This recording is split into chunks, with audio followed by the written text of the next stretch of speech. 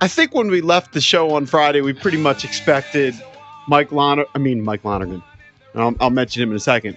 We expected Kevin Willard to bounce to Villanova. Yeah. There was a moment there after I listened to him on Sheehan, I was like, oh, maybe he's going to stay at Maryland. But then the next day, it seemed like it was a different story, and he's a weasel. He's definitely a weasel. I mean, we played the audio. He said the exact same thing at Seton Hall when he bounced to Maryland, and then he repeats the same message. Oh, I didn't talk to my agent, didn't talk to my wife. Don't really know what you're talking about. Yeah. He didn't talk to his wife, even though his wife was staying in the hotel with him in San Francisco. So I'm sure anybody believed that. Our pal Barstool Nate, who appears with Beamish and Finley weekly here on The Fan, he retweeted a dude named Harrison Rich, who's the sports editor at the Diamondback, basically saying that Willard didn't even come in face-to-face with the team for the news. He did it via Zoom. Mm-hmm. I mean, what?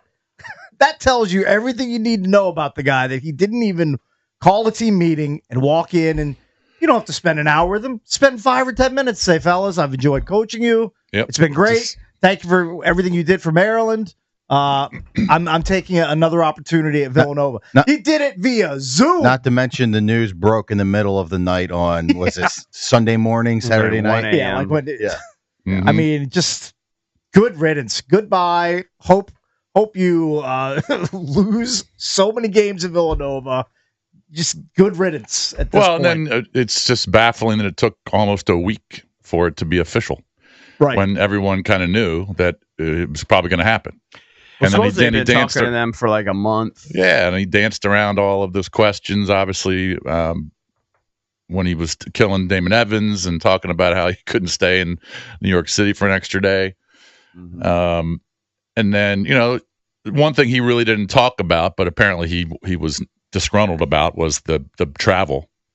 Now that the Pac-12 teams are in the Big Ten, so he didn't love the travel going all the way out to L.A. to play those teams, and Washington, teams like that. But anyway, he's gone, and now it's all about who's the next guy up. So I mentioned Mike Lonergan, who was a college basketball coach, most notably for Delaware? Or Vermont. No, GW. Well, he's GW. He was Vermont. Then he was assistant at Maryland for a year, and then he went to GW. And then, of course, I think he won 1 or 2 national titles when he was at Catholic. Yes. Yeah. He won an NIT at GW. Yeah. So he sent a message via Facebook, and I think he captures the spirit of a lot of people, but I thought, coming from a guy who was coaching at GW in Vermont, because he played Maryland for a fool. Sad to watch the last 2 weeks. They shouldn't have let him coach in the Florida game. He should have quietly taken the Nova job through his agent like most coaches would have done. And then he repeats kind of what I said. He goes, a very good coach, but beating Grand Canyon and Colorado State at the buzzer doesn't make you John Wood and Rick Pitino or Gary Williams. Then he has suggestions. He says, hire Mick Cronin, Chris Beard, Shaka Smart, or Buzz Williams. Give Queen $3 million to come back for another year. Go Terps. I mean, why would Derek Queen come back for $3 million when he can be a top probably 12 or 15 pick? If his not stock higher in the really draft. went up, I mean, I like the sentiment, but like, what would keep Derek Queen here at Maryland? It would be a lot more than $3 million. The coach departing and the athletic he doesn't know who the coach is going to be. Like, it couldn't be a bigger match. He's going to go jump into that NBA money as soon as possible. But the thing that it's kind of crazy is we still don't know what Maryland is willing to offer. Are they willing to up the salary of the head coach? Are they willing to put more money into the basketball program? We just don't know. This interim AD, who we've talked about before, Colleen Sorum, who Willard was not a fan of, who Mark Turgeon was not a fan of, we just don't know. We don't know what they're willing to pay. And, we just don't know what percentage of the revenue the basketball program is going to get. Yeah. President Pines did say that they upped the offer in both areas. Just don't know what the numbers are. They upped the offer salary-wise for Coach Willard, which I thought was kind of absurd that he would be a top 10 coach. He doesn't have a top 10 resume in my mind. And then they were upping the NIL money. But you're right, we don't know the amount. We don't. It's just, look, if they want to be a power player in the Big Ten and they don't want to fall into the also ran category, they have to pay their head coach pretty good money. Can't just pay him a paltry bottom of the Big Ten salary and expect I think it's top of the Big Ten results. Yeah, I don't think that would prevent a lot of guys from coming here, like the salary. I think they were paying him a decent amount, and he was going to get more. But I do think the NIL stuff and what percentage of the revenue, whatever the basketball program would be able to get from the athletic department would be a big factor. Mhm. But they pay a good salary. I mean, if they offered the job to Dwayne Simpkins, he'd probably take it for almost nothing. A lot less. Pines' statement, he said, one of the highest revenue share budgets in Big Conference. Yeah. So if not the highest, like right around it. Yeah, the thing that's just kind of annoying as a Maryland guy, and a lot of us here, I know Valdez, Cakes, all his kids, JP and I went there. It's just annoying that it's like used as a stepping stone. Now, I don't blame him for ultimately going to Villanova. I don't blame him at all. It's almost like a no-brainer. You're not going to have the competition from a football program. I mean, I know they have football, but it's not a big deal there. But it is annoying that, like, you think that's supposed to be the destination job for people to come to Maryland and to just go there after you get to Sweet 16 and hightail it out of there as fast as you can. It's not a great look. I don't like it, but it is what it is. Son, I'm not sure who they're going to be able to generate at this point. He just could have handled it a lot better. We talked of about it. course. I thought it was recoverable if he just said, look, I'm just trying to win a national championship at Maryland, do everything I can to win a national championship here. But to play the old as of right now game, which he did with Kevin Sheehan, and then behind the scenes, and then get on the mic and say, I haven't talked to my agent. Yeah. I haven't It's talked to my almost like, wife. though, he denigrated the job so much to make it, I guess, maybe so people understood why he wanted to leave or something. Yeah. But he just took a dump on the job itself. Well, what he should have said was, I can't win a national championship here because the athletic director won't give me the resources that other Big Ten schools have.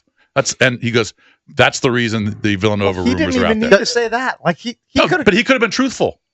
He wasn't truthful. He wasn't truthful because he said, I'm not talking to my agent. I'm not talking to my wife. Well, that's all BS. You were lying, bro. Of course. You were lying to everybody. Well, I think Chick Hernandez said that he had signed his letter of intent or whatever, like a long time ago. Like his offer sheet. His offer sheet, yeah. No, it pisses me off because all of these grievances, whether it's the AD, you know what, the AD got fired. You wanted more money? Well, the school's going to pony up more money for you and for the program itself. You tried to be a victim. You did. You tried to go out and everyone would applaud you for going out because you didn't get what you wanted here when the campus caved and willing to give you anything you wanted. Mm-hmm. And you're not the victim. They tried to mediate things. Mm-hmm. Well, it also tells me that he probably doesn't like the other people that he's working with in the AD department. I know. I'm sure that's true. And I'm sure travel had something to do with it. Sure. Even though Listen, I think the Villanova jobs are probably a better job. I mean, in the Big East, you don't have to travel coast to coast, but I'm sure that there's probably other reasons, but he just went about it 100% the wrong Wish he way. would just kept his mouth shut, and then after they lost, then just leave. Right. That's the easiest thing to do. Instead, Yeah. You don't have to say anything about nothing. he just stuck his foot in his mouth at every turn. Well, it made Maryland. It just took away the focus of the players. He tried to get the court of public opinion on his side, saying, "Oh, well, look how dirty the university's doing them." He made it to the Sweet 16, and they don't let him stay an extra day in New York, or they don't give him money for this or money for that.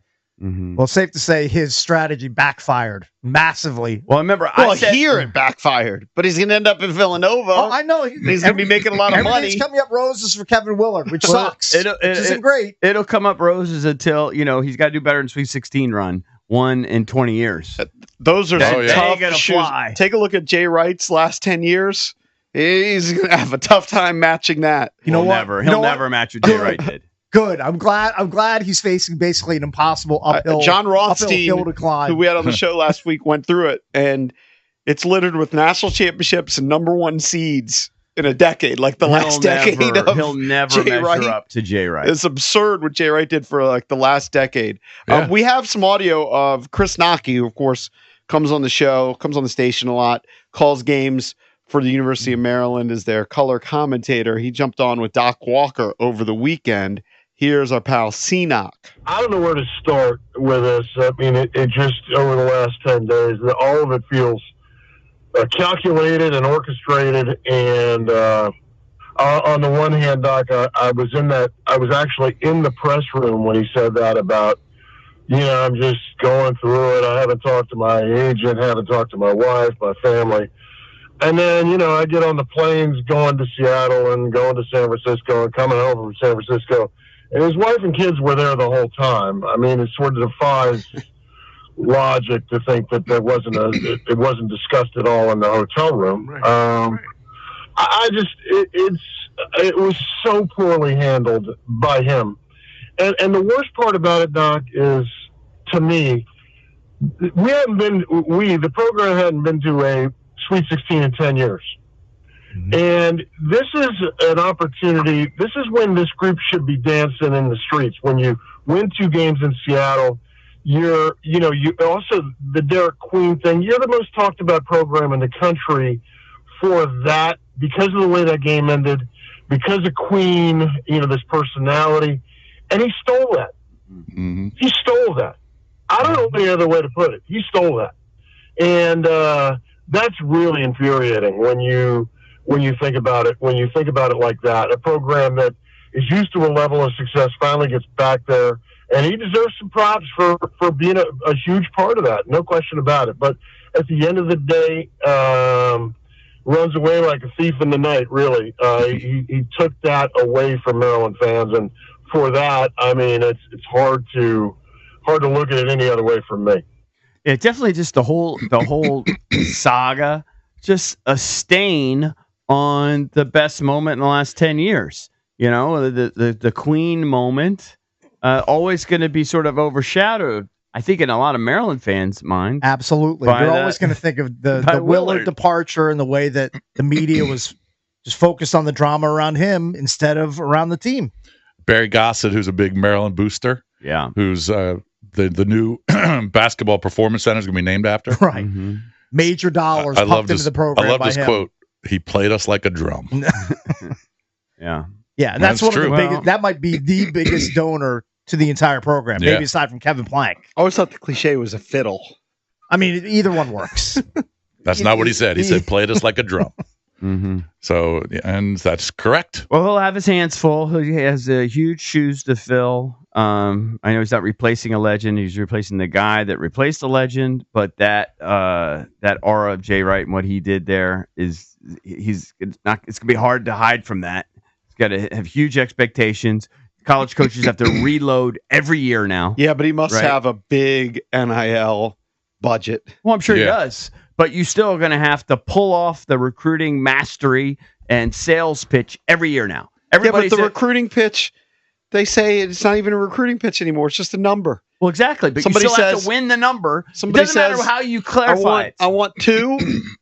Yeah. And you give him 2 or you don't. Right. But he's going to have to win that battle every year now because everybody's a free agent. And I'm every year. Everyone's on a 1-year deal. The money's the most important part, obviously, for the kids. But if I'm a kid and it's close and you have decent advisors in your ear, they might be saying, look at the way he treated Maryland. Like, you think he's not going to treat you kind of the same way if you commit there?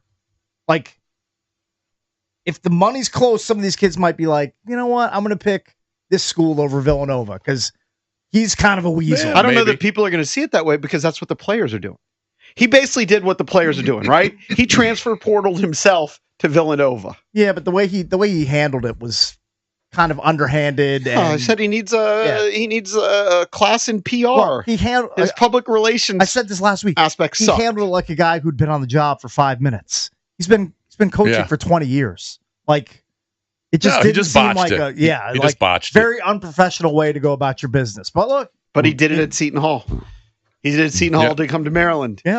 We played. Well, that's why he's going to have that He said almost the exact same thing verbatim. That's why he's going to have this reputation now. I don't like that person. I don't think anybody does at this point. Don't like Kevin Willard. Well, good luck to you, buddy, because you got big shoes to fill over there.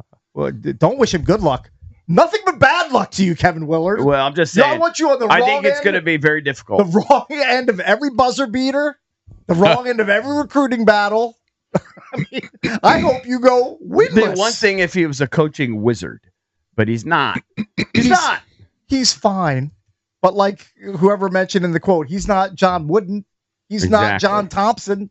He's not Bobby Knight. He's not a lot Dean of the Smith. guys that they're talking about as potential replacements. I don't think they'll get any of them, but he's not Buzz Williams. He's not even Shaka Smart. He's been to one more Sweet 16 than this guy sitting here. Yeah. Well, that's why I said last week when they were talking about making him a top 10 paid coach, it's like, what? Yeah, it's but outrageous. that's just temporary. You know how that is. I know, but still.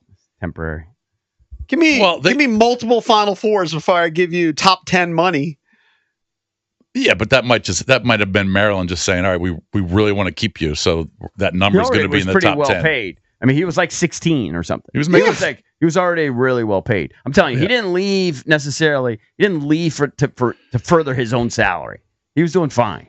Yeah, I'm sure he's doing that, but he feels like the resources are better at Villanova. And he doesn't have to compete with a Big Ten football team for resources. It also goes beyond resources. He didn't like the people he was working with. Oh, I'm sure.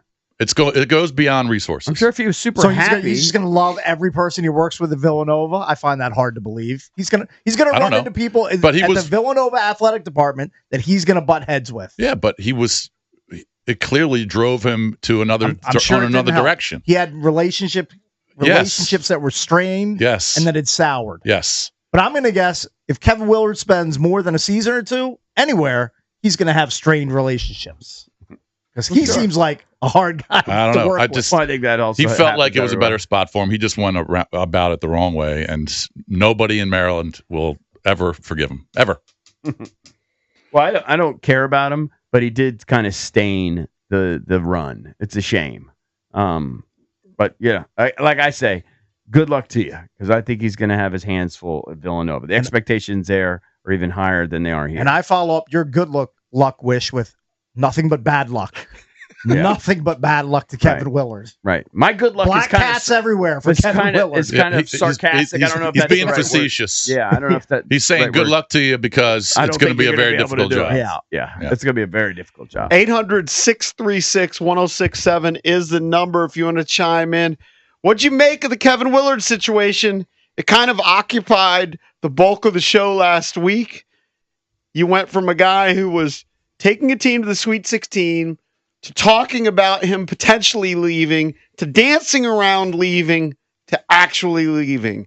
800-636-1067. Your calls on the Willard Weasel next here on the Junkies.